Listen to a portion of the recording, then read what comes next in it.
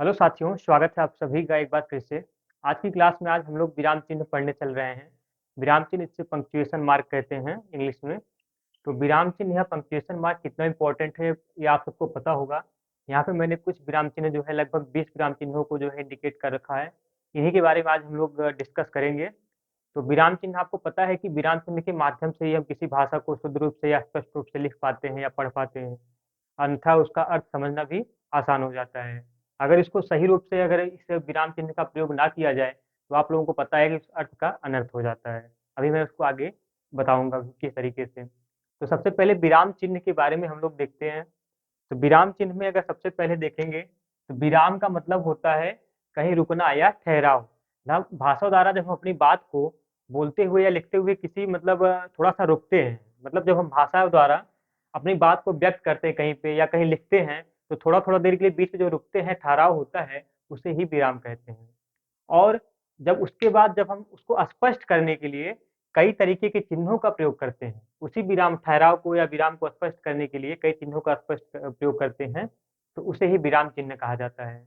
अब विराम चिन्ह जैसे देखिए यहाँ पे मैंने कुछ इंडिकेट कर रखे हुए हैं, ये सब विराम चिन्ह नहीं है। अब जैसे विराम चिन्ह का अगर उचित प्रयोग ना किया जाए तो कितना मतलब एक अर्थ का वो अनर्थ भी हो जाता है। अब जैसे देखिए, रोको मत जाने दो, रोको मत जाने दो, ये मान लीजिए एक वाक्य है, रोको मत जाने दो। अगर यहाँ पे हम कामा यहाँ एक और लिख देते हैं, रोको मत जाने दो। अगर हम यहाँ पे जो है एक में हम यहाँ पे अल्प विराम यहाँ पे लगाते हैं और दूसरे में अल्प विराम यहाँ पे लगाते हैं, तो देखिए विराम का मतलब जो है विराम चिन्ह का एक जगह से दूसरी जगह लगाने पे अर्थ का क्या दूसरे का क्या अर्थ निकलता है। यहाँ पे कह रहा है रोको मत जाने दो, मतलब उसे रोक लो, जाने मत दो। और यहाँ पे रोको मत मतलब उसे मत रोको और जाने दो। इस तरीके से अर्थ का जो है वाक्य पूरा वही है, शब्द पूरा वही है, लेकिन केवल विराम चिन्ह के प्रयोग से ही इसका अर्थ जो है दूसरा निकलने लगा। तो इस तरीके से आप लोग ध्यान दीजिएगा। इसी को हम जो है आज हम लोग पूरा डिस्कस करने चलेंगे। और किसी भी भाषा को जो है शुद्ध रूप से पढ़ने लिखने के लिए जो है विराम चिन्ह जो है अगर आप जानकारी इसकी जान जाते हैं, इसको अच्छे से समझ लेते हैं, तो आप बहुत अच्छे से जो है भाषा को लिख पाएंगे, समझ पाएंगे एवं पढ़ पाएंगे। और एग्जाम के पर्पज से भी बहुत इंपॉर्टेंट है, पूछता भी है। तो सबसे पहले आइए शुरू करते हैं पूर्ण विराम। पूर्ण विराम यहाँ पे दिया हुआ है। पूर्ण विराम को इंग्लिश में फुल स्टॉप बोलते हैं। और फुल स्टॉप का जो इंडिकेट होता है वो खड़ी पाई होता है, एक खड़ी पाई, इसे खड़ी पाई की तरह इसको पूर्ण विराम लगाते हैं। और पूर्ण विराम जो है ये आपको पता है कि वाक्य जहाँ समाप्त होता है, किसी भी वाक्य जहाँ वाक्य को समाप्त करने के लिए जहाँ पे वाक्य का जो है एकदम अर्थ जो है अंतिम रूप ले लेता है, वहां पे जो है उसको पूर्ण विराम का प्रयोग होता है। अब जैसे देखिए,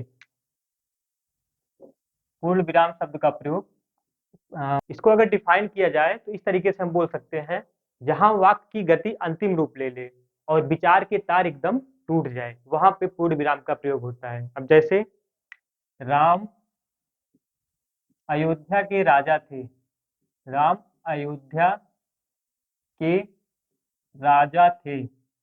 अब यहाँ पे एक वाक्य जो है अपने आप में पूर्ण हो चुका है, इसमें कुछ और शब्द जोड़ने की जरूरत नहीं है। तो यहाँ पे हम क्या लगाते हैं, फुल स्टॉप लगाते हैं। राम अयोध्या के राजा थे, मतलब जहाँ पे एक वाक्य का अपना पूर्ण रूप से अर्थ मिल जाए, उसमें और जो शब्द जोड़ने की जरूरत ना पड़े, फुल स्टॉप का प्रयोग करते हैं। तो इस तरीके से आपने पूर्ण विराम को देखा। ये पूर्ण विराम का जो है ये आपका पूर्ण विराम इस तरीके से लगता है, फुल स्टॉप। अब नेक्स्ट है अर्ध विराम। अर्ध विराम इसी को हम लोग बोलते हैं सेमी कॉलन। अर्ध विराम को ही सेमी कॉलन बोलते हैं। और इसका प्रयोग जो होता है वो पूर्ण विराम से थोड़ा कम ठहराव के लिए, जहाँ पूर्ण विराम से थोड़ा कम ठहराव हो वहां पे अर्ध विराम का प्रयोग करते हैं। जैसे कल रविवार है, कल रविवार है, कल रविवार है। फिर इसको इसका इंडिकेट इस तरीके से होता है, कल रविवार है, छुट्टी है, छुट्टी है। फिर ऐसे कर दीजिए आप इंडिकेट, कहीं घूमने जाएंगे। कल रविवार है, छुट्टी है, कहीं घूमने जाएंगे। इस तरीके से आपका जो है लास्ट में पूर्ण विराम। लेकिन ये जो लगता है अर्ध विराम का साइन, इस तरीके से होता है। अर्धविराम का साइन एक बिंदु होता है, बिंदु के नीचे जो है कामा होता है। इस तरीके से जब जहाँ पूर्ण विराम से मतलब थोड़ा सा कम ठहराव हो, वहां पे हम अर्धविराम या सेमी कॉलन का प्रयोग करते हैं। और इसी तरीके से हम देखेंगे जस्ट अल्प विराम का प्रयोग। अल्प विराम का प्रयोग भी इसी तरीके से होता है। इसमें एक और ध्यान दीजिएगा, जैसे मान लीजिए कोई डिग्री होती है जब लिखी जाती है, इसमें जो है अर्धविराम में, जैसे बीए हो गया, बीए, तो यहाँ पे जो है दूसरी डिग्री को इंडिकेट करने के लिए भी हम अर्धविराम का प्रयोग करते हैं। एमए, एमए, फिर जो है मतलब एमए के बाद जो है ये अपना लगाएंगे, जो बिंदु लगाते हैं लाघव चिन्ह जिसे बोला जाता है, भी आगे आप लोग पढ़ेंगे, इसे ही लाघव चिन्ह बोला जाता है, जो बी ए एम ए। लेकिन ये जो होता है ये सेमी कॉलन या अर्धविराम होता है। एम ए, बी एड, इसका भी प्रयोग करते हैं और साथ में जो है अर्धविराम भी लगाते हैं। नेक्स्ट है अल्प विराम। अल्प विराम जो होता है इसी अर्ध विराम से थोड़ा कम ठहराव होता है। अल्प विराम में अर्ध विराम से थोड़ा कम ठहराव होता है, मतलब पूर्ण विराम से थोड़ा कम ठहराव होता है अर्ध विराम में, और अर्ध विराम से थोड़ा कम ठहराव होता है अल्प विराम में। अब जो जैसे शिवम, अंकित, शिवम, अंकित, मनोज और दीपक खेल रहे थे, खेल रहे थे। इस तरीके से जो है देखिए यहाँ पे थोड़ा बहुत कम ठहराव हो रहा है। शिवम, अंकित और मनोज, शिवम, अंकित, मनोज और दीपक खेल रहे थे, तो देखिए कितना कम ठहराव आ रहा है। इस तरीके से यहाँ पे जो है हम कामा का प्रयोग करते हैं, कामा का प्रयोग करते हैं। अब जैसे मैं नहीं गया क्योंकि बारिश हो रही थी, मैं नहीं गया क्योंकि बारिश हो रही थी। अब क्योंकि बीच में आया है, तो इस तरीके से आप ध्यान दीजिएगा, अगर वाक्य के बीच में अव्यय शब्द आता है, अव्यय शब्द जैसे किंतु, परंतु, लेकिन, क्योंकि, इस तरीके से शब्द आता है, तो उस शब्द से पहले हम जो है कामा का प्रयोग करते हैं, अल्प विराम का प्रयोग जो है हम करते हैं। जैसे मैं नहीं गया, मैं नहीं गया क्योंकि बारिश हो रही थी, क्योंकि बारिश हो रही थी, बारिश हो रही थी। अब यहाँ पे जो है क्योंकि आया है, मैं नहीं गया, यहाँ पे थोड़ा सा विराम लग रहा है, तो विराम यहाँ पे लग रहा है, थोड़ा सा रुकावट यहाँ पे हो रहा है, तो यहाँ पे एक चिन्ह का प्रयोग करते हैं, वो अल्प विराम का प्रयोग करते हैं, कामा का प्रयोग करते हैं। मैं नहीं गया, यहाँ पे एक शब्द आया है अव्यय। कोई भी अव्यय शब्द जब वाक्य के बीच में आता है, तो अव्यय शब्द के पहले हम जो है यहाँ पे चाहे लेकिन आ जाए, मैं नहीं गया लेकिन वह गया, तो लेकिन से पहले भी कामा लगेगा। इस तरीके से आप ध्यान दीजिएगा। अब अर्ध विराम के बाद प्रश्नवाचक चिन्ह होता है। प्रश्नवाचक चिन्ह आपको पता है कि प्रश्नवाचक चिन्ह का साइन ऐसे होता है, और जहाँ पे कोई प्रश्न पूछा जाता है वहां पे प्रश्नवाचक चिन्ह लगते हैं। किसी भी सेंटेंस में जहाँ पे प्रश्न पूछा जाता है वहां पे प्रश्नवाचक चिन्ह लगते हैं। नेक्स्ट है विस्मय सूचक चिन्ह, या इसे एक्सक्लामेटरी मार्क कहते हैं, या विस्मयादि सूचक या विस्मयादि बोधक चिन्ह कहते हैं। विस्मयादि बोधक चिन्ह ऐसे होता है, खड़ी पाई के नीचे एक बिंदु होता है, ये आश्चर्य प्रकट करने के लिए होता है, जहाँ पे किसी चीज को आश्चर्य प्रकट किए, जैसे अरे, अरे ये कैसे हो गया, तो अरे, अरे के बाद जो है वाह क्या खेला, वाह क्या खेला, ओह नहीं, ओह नहीं। इस तरीके से जहाँ पे एक्सक्लामेटरी या आश्चर्य प्रकट करने वाले कोई शब्द आए या वाक्य आए, वहां पे जो है एक्सक्लामेटरी मार्क का प्रयोग होता है। ओह नहीं, ये नहीं होना था, ये नहीं होना था। और जब ये वाक्य पूरा हो गया तो लास्ट में पूर्ण विराम का प्रयोग करते हैं, लेकिन इन शब्दों के पहले जो है एक्सक्लामेटरी मार्क लगाते हैं। इस तरीके से आप ध्यान दीजिएगा। अब एक्सक्लामेटरी मार्क के बाद, विस्मय सूचक चिन्ह के बाद नेक्स्ट आता है, वो आपका आता है निर्देशक चिन्ह। निर्देशक चिन्ह डैश जिसे बोलते हैं, डैश, ये जो है निर्देश देने के लिए इसका प्रयोग किया जाता है।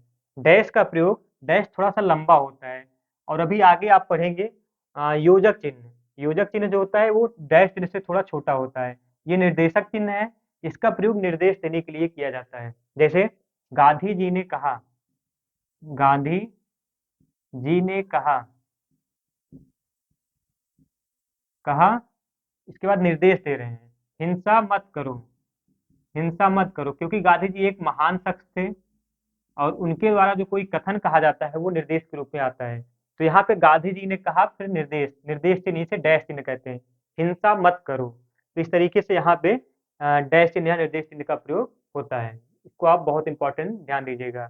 या इसी तरीके से दिनेश, दिनेश तुम कहाँ रहते हो, तो दिनेश के बाद फिर निर्देशक चिन्ह तुम कहाँ रहते हो, इस तरीके से जो है आपका निर्देशक चिन्ह हुआ। इसके बाद योजक चिन्ह की बात की जाए तो योजक चिन्ह जो होता है बहुत इंपॉर्टेंट है, योजक चिन्ह के बारे में ध्यान दीजिएगा। वो जो निर्देशक चिन्ह है इससे थोड़ा छोटा होता है, योजक चिन्ह निर्देशक चिन्ह से थोड़ा सा छोटा होता है।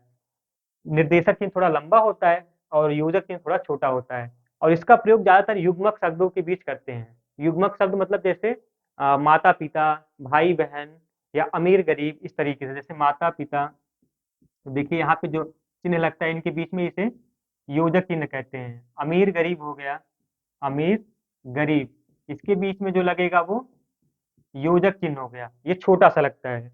और जो निर्देशक चिन्ह होता है ये लंबा होता है या बड़ा होता है। अब इसके आगे नेक्स्ट हम लोग देखेंगे, इसको हम इरेज करते हैं, इसके आगे भी देखते हैं। अब आइए नेक्स्ट देखते हैं। योजक चिन्ह हो गया, योजक चिन्ह के बाद आपका उद्धरण चिन्ह आता है। उद्धरण चिन्ह की जो है पहचान इस तरीके से होती है, इसे इन्वर्टेड कामा कहते हैं। उद्धरण चिन्ह को इंग्लिश में इन्वर्टेड कामा कहते हैं। जब किसी कथन पर बहुत अधिक जोर दिया जाता है, जब किसी कथन पर बहुत अधिक जोर दिया जाता है या उस किसी कथन को अधिक महत्व के रूप में बोला जाता है, तो वहां पे उद्धरण चिन्ह का प्रयोग किया जाता है। ये दो प्रकार के होते हैं, एक इकहरी उद्धरण चिन्ह, एक दोहरी उद्धरण चिन्ह। एक इस तरीके से होता है और एक डबल करके होता है।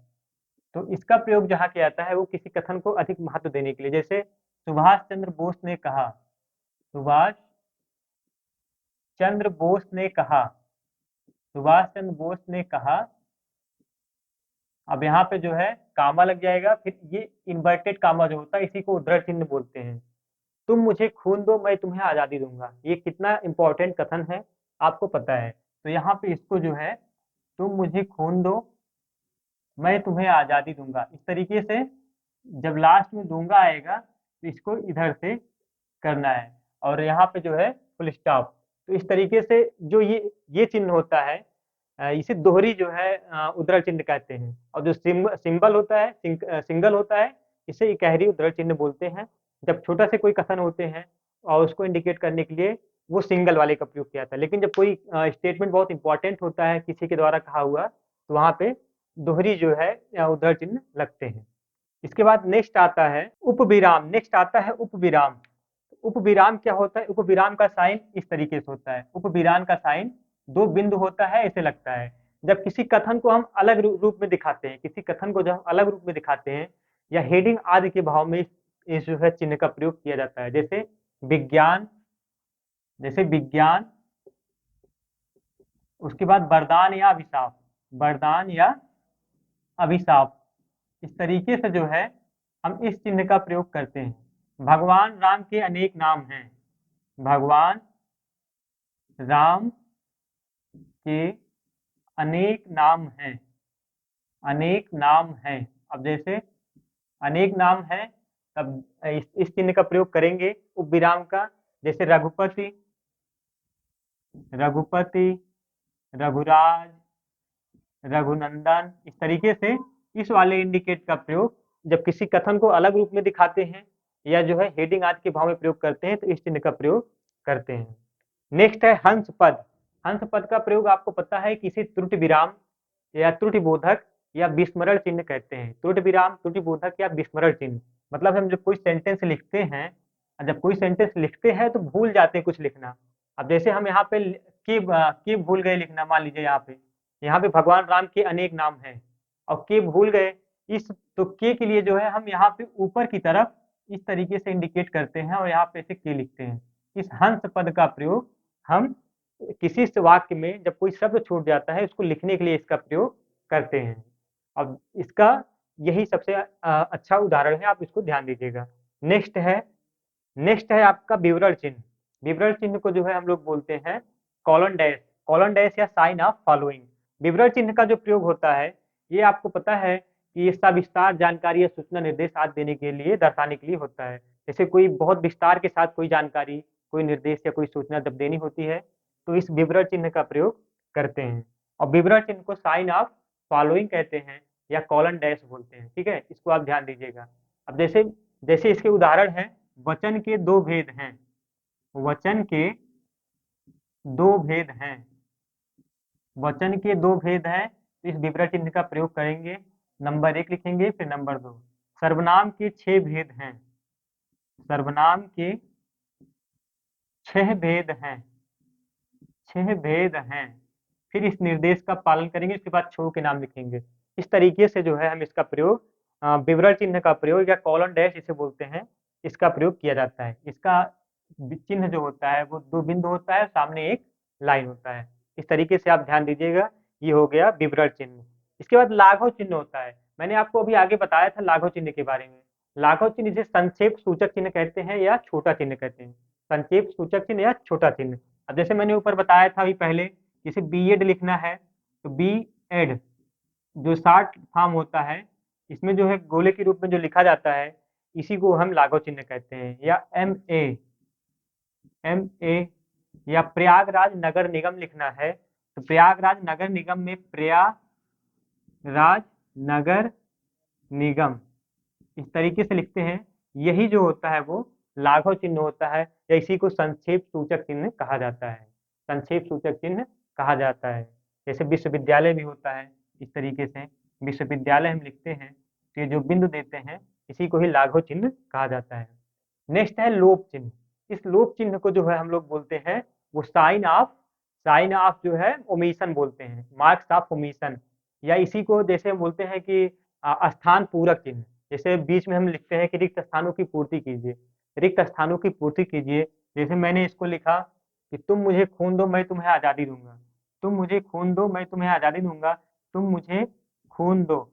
लास्ट में मैं उसको पूरा नहीं लिखना चाह रहा हूँ, आज़ादी दूंगा। तो इस तरीके से मैंने जो लास्ट बीच में इसको इस साइन को इंडिकेट किया, इसी को ही लोप चिन्ह बोलते हैं या स्थान पूरक चिन्ह। लोप चिन्ह का साइन ऐसे ही होता है, मैंने वहां पे इंडिकेट कर रखा है। नेक्स्ट है कोष्टक चिन्ह। कोष्टक चिन्ह आपको पता है, जब किसी मतलब ये 3 प्रकार के होते हैं। एक तो इस तरीके से होता है, एक तो इस तरीके से होता है, और एक इस तरीके से होता है। इन तीनों का प्रयोग ही जैसे किसी वाक्य के बीच में आए हुए शब्दों को थोड़ा अलग महत्व दिया जाता है, पदों को अधिक स्पष्ट करने के लिए इसका प्रयोग किया जाता है। जैसे राजा दशरथ, तो अब इनको, ये अयोध्या के राजा थे, तो अयोध्या के राजा, यहाँ पे आप इसको इंडिकेट इस तरीके से करते हैं, एक महान शख्स थे, एक महान शख्स थे। तो राजा दशरथ, इनको अयोध्या के राजा के रूप में व्यक्त करने के लिए हमने ब्रैकेट का यूज किया। अब जैसे सिंगल वर्ड होता है कोई, जैसे अनुदित हो गया, अनुवादित, अनुवादित। अब इसको हम इस वाले साइन का प्रयोग इस तरीके से करते हैं, अनुदित। इस वाले ब्रैकेट का प्रयोग इस तरीके से करते हैं। तो आप इस सब चीजों को ध्यान दीजिएगा। कोष्टक चिन्ह के बाद नेक्स्ट है रेखांकन चिन्ह। रेखांकन चिन्ह जिसे हम बोलते हैं पाद चिन्ह भी बोलते हैं, रेखांकन चिन्ह या पाद चिन्ह, जिसे अंडरलाइन मार्क कहते हैं। वाक्य में जो बहुत महत्वपूर्ण शब्द होते हैं, जैसे हम किसी नोट्स बनाए रहते हैं, जो हमको महत्वपूर्ण लगता है उसके नीचे हम अंडरलाइन कर देते हैं, तो उसी को ही रेखांकन चिन्ह कहा जाता है। इसमें अलग से पढ़ने की कोई जरूरत नहीं है। इसके बाद है तिर्यक रेखा। तिर्यक रेखा जो होती है वो इस तरीके, कुछ इस तरीके से होती है। जैसे अर्थात या अथवा के भाव में इसका प्रयोग किया जाता है, अर्थात या अथवा के भाव में। जैसे इस तरीके से लिखना होता है, इसी को तिर्यक रेखा कहते हैं। जैसे राम या कृष्ण लिखना है, राम अब लिख कृष्ण, तो इस तरीके से हम तिर्यक रेखा का जो है अर्थात या अथवा के भाव में हम इस तिर्यक रेखा का प्रयोग करते हैं। अब पुनरुक्ति का प्रयोग कहाँ करते हैं? नेक्स्ट है पुनरुक्ति चिन्ह। पुनरुक्ति चिन्ह, तिर्यक रेखा को इंग्लिश में बोलते हैं स्लैश, स्लैश मार्क। और पुनरुक्त चिन्ह को जो बोलते हैं वो रिपीटिशन, रिपीट होता है ना, रिपीट मतलब फिर से, बार बार, रिपीटिशन मार्क, रिपीट करने वाला मार्क। तो पुनरुक्ति मार्क जैसे हम लिखते हैं, इसको थोड़ा सा इरेज करते हैं। पुनरुक्ति मार्क जो होता है, जैसे कोई एक ही शब्द होता है और एक ही शब्द को हम बार बार लिखने से बचने के लिए इस चिन्ह का प्रयोग करते हैं। अब जैसे चीनी हो गया, चीनी, ये मैंने एक बार लिख दिया कि ये 5 किलो चाहिए, चीनी 5 किलो चाहिए। अब मैंने आटा लिख दिया, तो आटा भी 5 किलो चाहिए, तो इसको हम ऐसे कर देते हैं, इसी को ही पुनरुक्ति मार्क कहता है। मटर, मटर को भी 5 किलो चाहिए, तो इसी को, इसको भी इस तरीके से इंडिकेट कर देते हैं, इसी को ही हम पुनरुक्ति मार्क कहते हैं। पुनरुक्ति मार्क, रिपीटिशन मार्क। नेक्स्ट होता है तारक चिन्ह। तारक चिन्ह को स्टार मार्क भी बोला जाता है। ये भी जब किसी शब्द में, किसी वाक्य में जो है दो लाइन की टिप्पणी हेतु या हेडिंग बनाते समय इस चिन्ह का प्रयोग करते हैं। जब किसी दो लाइन की टिप्पणी या हेडिंग, जैसे भारतीय नारी हो गया, भारतीय नारी, इस तरीके से है, इसके ऊपर हम स्टार चिन्ह या तारा चिन्ह का प्रयोग करते हैं कि मतलब इसके ऊपर दो लाइन की टिप्पणी करिए, या कोई इंपॉर्टेंट हेडिंग जब बनाते समय इस तरीके से इसका प्रयोग कर देते हैं। नेक्स्ट है तुल्यता सूचक प्रयोग। तुल्यता सूचक प्रयोग या इसे इक्विवेलेंट मार्क भी कहते हैं।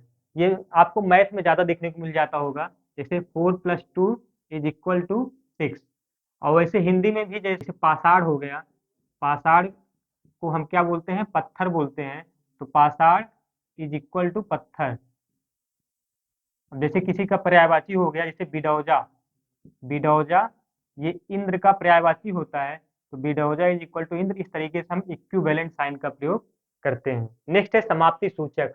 नेक्स्ट और आखिरी है समाप्ति सूचक चिन्ह का प्रयोग। इस चिन्ह का प्रयोग हम तब करते हैं जहां पर किसी पुस्तक या लेखन का आखिरी जो है वो, या एक तरीके से कहे समापन करते हैं, वहां पर हम समाप्ति सूचक चिन्ह का प्रयोग करते हैं। और ध्यान रहे, समाप्ति सूचक चिन्ह जो होता है ये सदैव 3 लाइन में होता है। इसे एक साथ तीन तीन जो है चिन्हों से प्रयोग करते हैं। जैसे हम इस तरीके से इसको सबसे पहला इस तरीके से किए हैं, या इस तरीके से किए हैं, या स्टार के रूप में इसको हम 3 स्टार दे दिए, या क्रॉस के रूप में 3 क्रॉस दे दिए, या 3 खड़ी लाइन। इस तरीके से तीन तीन जो है चिन्हों से इसको हम एक साथ व्यक्त करते हैं, समाप्ति सूचक चिन्ह।